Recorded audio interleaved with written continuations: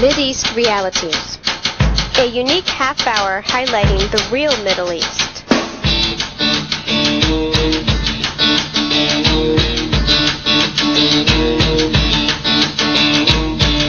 It is a program of information that government and media often misrepresent or just don't want you to know.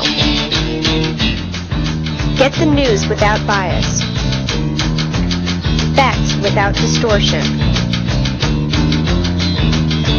And most importantly, analysis from the experts.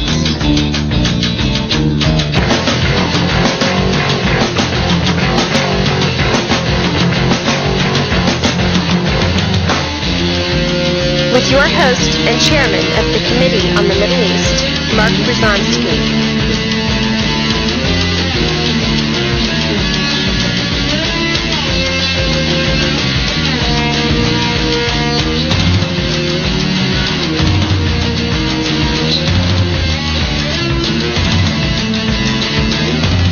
Each week, this program will feature an interview, discussion, or an event to help viewers understand the complex situation in today's Middle East, and especially the realities of U.S. policies toward that crucial region of the world. Mideast Realities.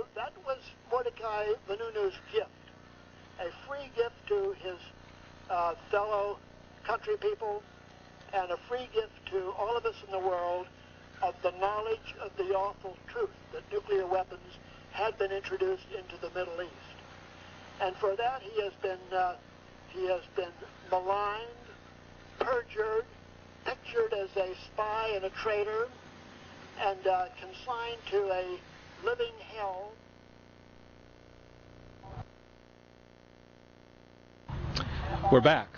We're outside the Israeli embassy, actually. There's been a demonstration today, which happens every year, and a smaller one every month, for Mordechai Vanunu.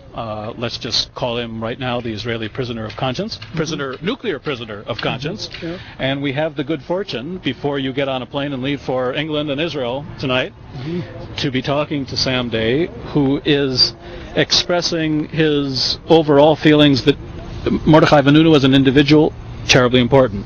But the nuclear whistle that he blew is what brings us all together. You say it better than I could. Well, yeah. I'm here every week, so I'm going to let you continue. Okay. And that nuclear whistle is a whistle that needs to be blown not just in little Israel far away, but loud and clear here in the United States, which is essentially the leader in this march towards doomsday. And if the nuclear weapons are to be stopped and reversed, it's going to have to happen in the United States, which is where they began, and where they are developed to the nth degree, both in quality and in quantity. And that means it's up to us Americans to somehow bring sanity to this government. But the average American may say something like this: all right, I mean, it's an important issue. Certainly we should never use these weapons unless we're really threatened, but we won the Cold War. We're the biggest power in the world. We have lots of responsibilities. For instance, the Iraqis might have used chemical and other kinds of weapons against us. So, it's kooks that advocate we destroy all these weapons, and they don't realize the importance to the United States military of having deterrent power.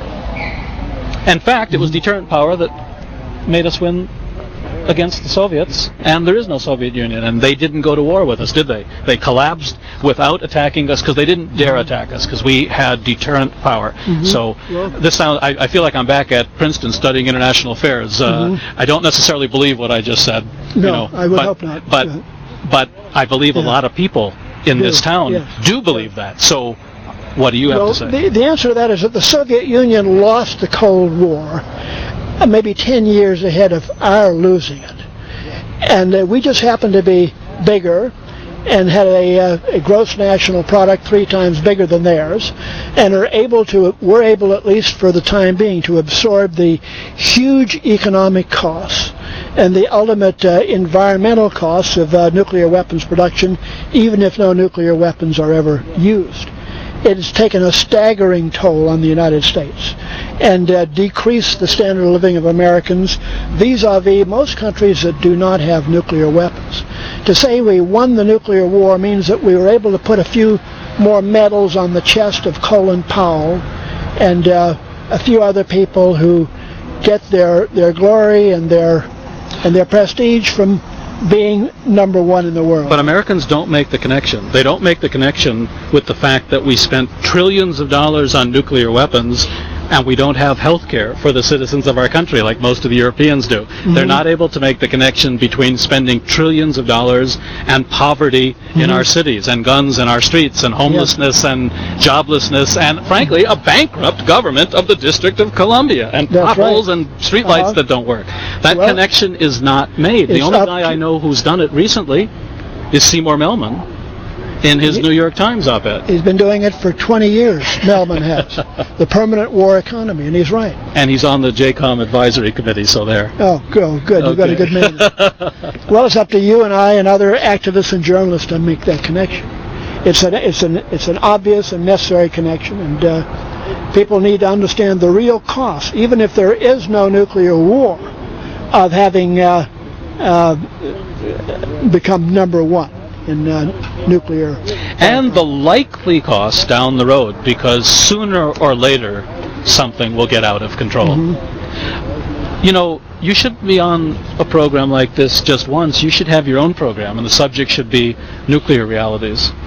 And you should be reaching people every week. It's we have our differences. We talked across the street. That's minor in comparison to the similarities. I think you're absolutely right in raising these issues, but on the other hand, we also have to be realistic and admit we hardly have a voice. Seymour gets his op-ed in the paper once a year if he's lucky. You and I just met for the first time after all these years and knowing of each other. Vanuatu languages in prison. We're on public access. This is not exactly a special that's going to appear on NBC News tonight. No. So even if it did, it'd probably be twisted or spun in such a way that it would be discounted politically. a friend like Cy Hirsch down the street, he lives a few miles from here, writes his book, The Samson Option, and he's one of the best-known journalists in the United States. The book got kind of pushed under. Yeah. So the military-industrial corporate complex is running circles around us. That's true. It's they've got a bit more troops and a bit more money than we do. But still, here we are, and we've got to use the resources that we can and not despair over the fact that it's an uneven playing field. And I think that individually, if you only affect one other person, that's better than not affecting any at all. I don't pretend to have the magnetism or the intellect or the power to move the country by myself, but I've been able to move some people. I wish that were our problem. I wish I thought that all we have to find is the charismatic Ed Asner or something like that. Look at Noam Chomsky, brilliant intellectual, lines them up at university years in advance. They have to set up speakers in rooms they never even knew could take a speaker before when he goes to universities. And yet the establishment treats him with disdain and derision, and he can hardly go to have lunch at the Harvard Faculty Club without being hissed at. Yeah. So, but he is being heard by an awful lot of people. Noam is a fantastic person, and he's being. But my point was that he's a strong supporter of our campaign too. He's got tremendous intellectual ability, tremendous charisma. He's world known. So it's not. The issue isn't whether people like you or I, or whether you or I are charismatic enough. There's something structurally much bigger than that that's wrong. Yes. And I think it has something to do with how the entire military-industrial corporate complex weaves its way with the politicians, the interchange of money and rewards and information. And guys like us, I come from the establishment. Maybe you did originally. I went to all the right schools, got all the right degrees, worked with establishment organizations, represented the World Jewish Congress, and gradually found out that I was being used and manipulated for things I didn't believe in. I even met Anwar Sadat when I was a student and was among the people who got him to go to Israel the first time. So I want our viewers to come away with two things, and then I'll let you conclude. I want them to come away with a sense that we do know what we're talking about. We're right on when it comes to important historical, moral, political issues. But I also want them to realize we're well aware that we're practically voiceless. We're politically castrated, and we don't know what to do about it. At least that's my image. But you get the last word on this program. Yeah, I know what you mean, Mark, and it compared with the megaphones of the military-industrial complex, our voice is pretty weak. It's not the absence of a voice. There is a voice, but it doesn't compare with the amplification of those who have power. Nevertheless, we have the potential through organizing and through analysis to make a difference, at least over time. Not unlimited time, whether you're talking about the justice for the Palestinians or whether you're talking about life and death for the millions who are threatened by nuclear weapons.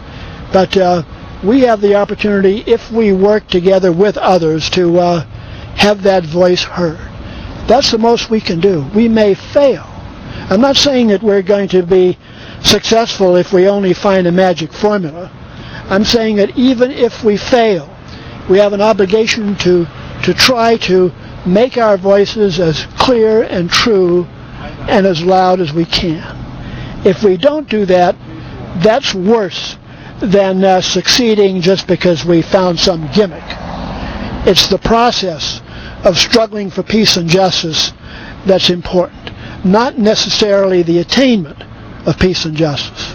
And we should not decry the fact that we make little measurable results, and neither should we be too inflated when we see some passing results, like we get an op-ed page story or we get on primetime TV. Well, let's put it this way, and I think you'll agree with this as the last word, or else we'll give you another last word. If Mordechai Vanunu can sit in a 6x9 cell and maintain his dignity and his sanity under the conditions that he's been subjected to, we can try to put on a TV program, we can try to write in the newspapers, we can buy T-shirts, and it may not have a very major effect, and unfortunately only thousands of people will see this, maybe tens of thousands as it plays in different cities as opposed to millions. But I guess if I'm to be brutally honest with myself as well as with you, well, here I am fighting a cause that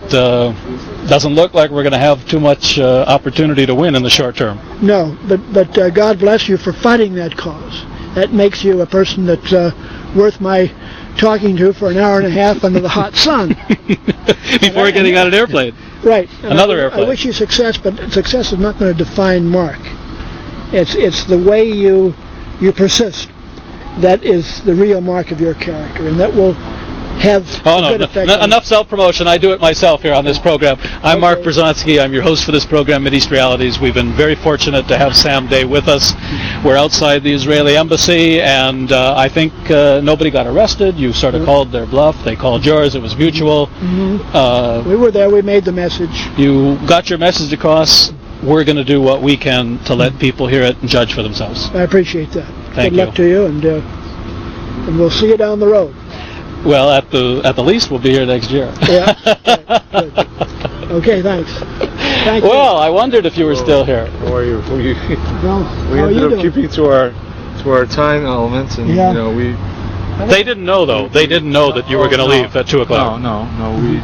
We had beforehand made a decision to stay there for a period of time, and I was certainly willing to risk arrest. Last year, you did get arrested. I didn't. Sam did, and Louise, who was Louise, remember 90-year-old Louise? Yes, and not only 90-year-old Louise, but the fellow from Japan. Interesting guy. Max Obashevsky was here too. Have you met Max yet? Not yet, Max. How you doing, Mark? This is Mideast Realities Television, and we're sort of winding up at the moment. And you're the Washington coordinator of the campaign. You could say that. Yes. And you're also you work at the Catholic Worker, the Dorothy Day Catholic Worker. Okay. It's a community committed to a Christian community committed to hospitality and resistance. And your main cause is nuclear weapons world peace? That's one part of it. We also offer hospitality to homeless families who live in the district. Oh, then you're a busy man. So we have our hands full. Not up here in this nice neighborhood of Van Ness, where I happen to live myself, but the rest of Washington, the other Washington, the majority of Washington. Tonight our house will be taking out a meal to serve on the streets to the homeless who live on the Ellipse and at Lafayette Park and other places downtown. Do you see a growing number month by month? We get at least 2 calls a day from homeless families in need of shelter. That's how bad the crisis is in this city. And we're just one of a number of service groups helping the homeless in that regard. So the situation is catastrophic, in my opinion. And getting worse. You can feel it getting worse. And at the same time, we see the military budget being maintained at almost Cold War levels. The new Seawolf, the third Seawolf nuclear submarine was V2's voted for. Right. And Star Wars. It's just one day there was a front page piece in the Post that said, the House cuts social service programs, and right below it, money for ballistic missile defense system increases. So there you see the direct contrast. And we do what we can. We vigil every week, every Monday morning at the Pentagon. This has been going on for 8 years now. And we were part of a campaign during the summer where over 90 people were arrested at the Pentagon to commemorate the 50th anniversary of the bombings of Hiroshima and Nagasaki and to call for worldwide disarmament. And we all will be going to court on October 6th. There are 102 cases pending in the U.S. District Court in Alexandria, Virginia, as a result of the resistance that went on during the summer. Well, if you had 1,006 or 10,006, maybe the system would come to a screeching halt. Well, but unfortunately, but we're doing what we can, and trying to call attention to the crimes of our government. And today, here at the Israeli embassy, the real crime is the possession of nuclear weapons and the construction of nuclear weapons.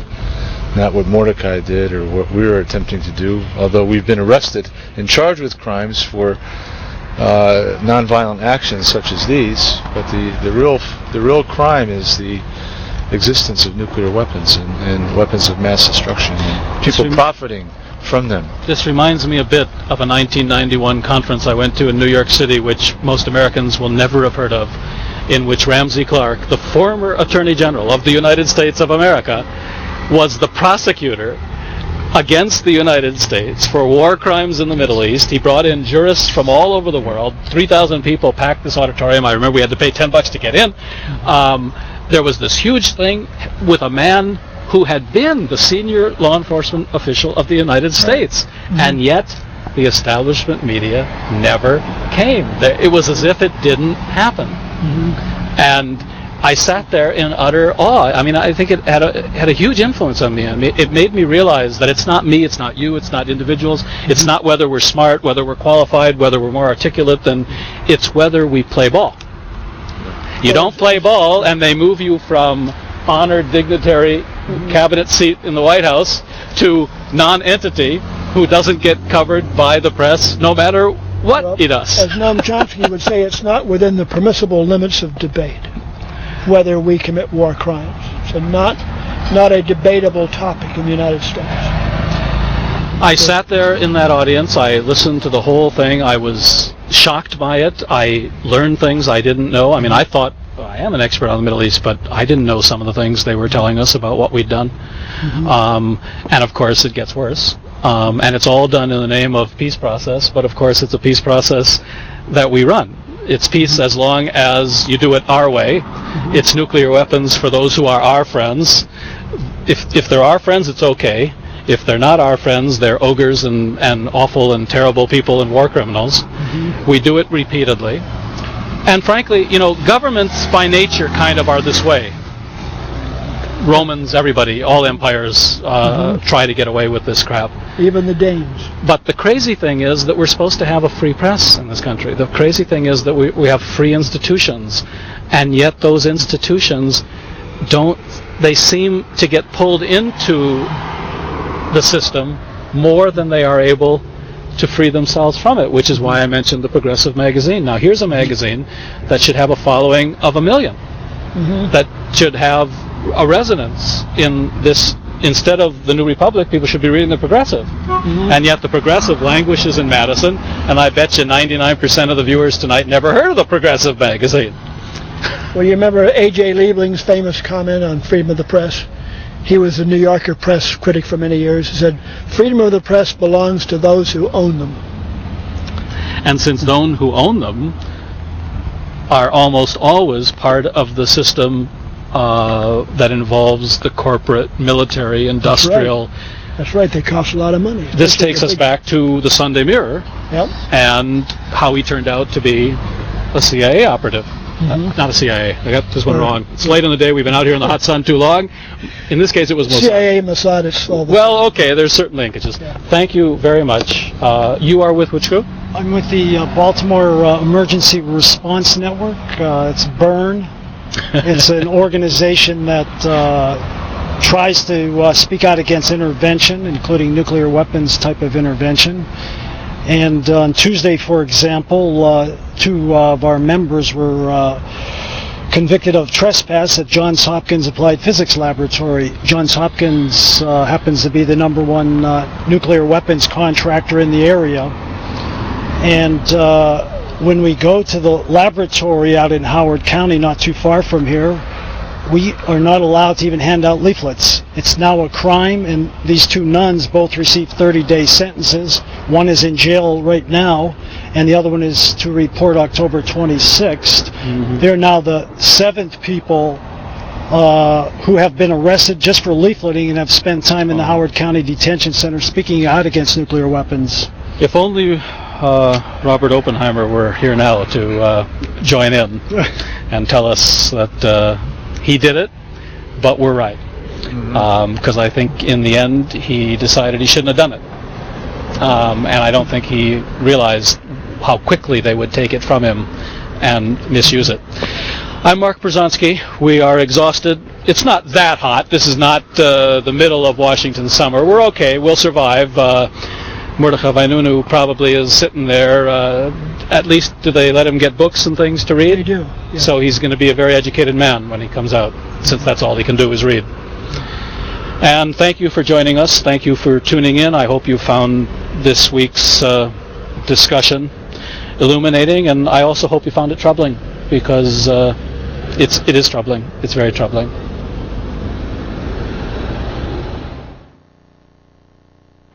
He completed his army service with commendation, and in 1976 started to work as a nuclear technician at Dimona, the nuclear center 30 miles away.